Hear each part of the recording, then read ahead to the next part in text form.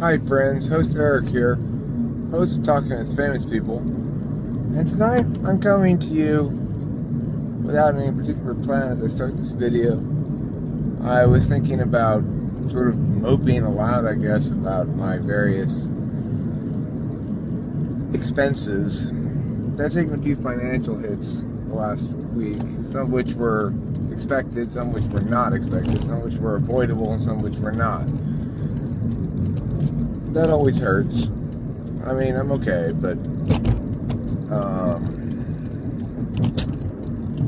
it's caused me to really think a little bit more, perhaps, about the importance of attending to some basic SI stuff that needs to be attended to. You know, you can't ignore that stuff forever, and it can really impact your ability to play if you don't deal with it properly. So, I know that, and I'm confident that I can coordinate TI and SI to team up with FE, which is usually the most effective way of actually getting me to overcome NE's resistance to anything remotely not play. The best way typically is FE. In other words, everyone's waiting for me to show up at some place in person with them and deliver some sort of thing. I'll have that done. For sure, I will. Every time. So, obviously, that's where the priorities are. In terms of motivation, in terms of payoff. I'm getting paid off emotionally or an ego reward or whatever by the engagement with other people, not by the completion of the thing in and of itself. So, in that context, obviously, I have challenges with stuff that I have to attend to that requires quote-unquote self-discipline. It's alone work. I have experienced a series of catastrophic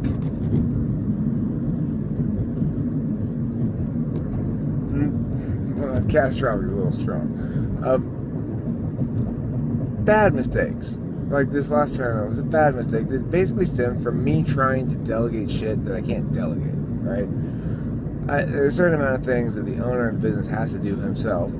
You cannot delegate that decision making. You cannot delegate some of that planning.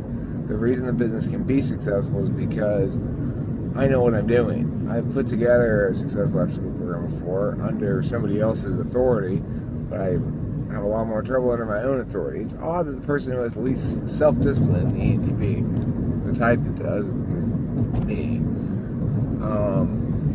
is the type that's the most fussy about autonomy and individuality and the rights of the individual to do as they please. I guess it's either consistent with logic and sense, or it's counterintuitive, one of the two, depending on your perspective. It would make sense naturally, provided one is thinking about it in terms of, I guess, ego things, as they're normally referred to. Like, well, you're not going to want to admit to yourself that you are somebody who really is a poor choice consumer. You think of us as being presented with a series of choices, and we've got wise choice consumers and poor choice consumers. The ENTP would fall into the, for a lot of types of choices, not all types of choices, obviously, but for a lot of types of choices, the ENTP would fall into the category of poor choice consumer. When he goes out to the consumer market, when he goes out to the choice market to pick some choices, pick between choices, he's not going to pick wisely a lot of times.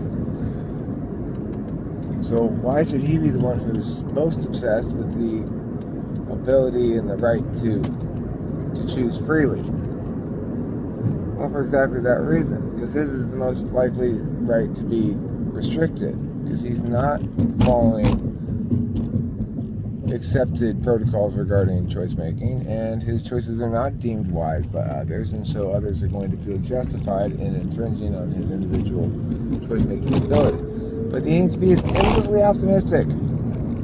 The ENTP, doesn't matter if he's made 5 bad choices in a row. He's confident he's going to get the next one right. And he probably will.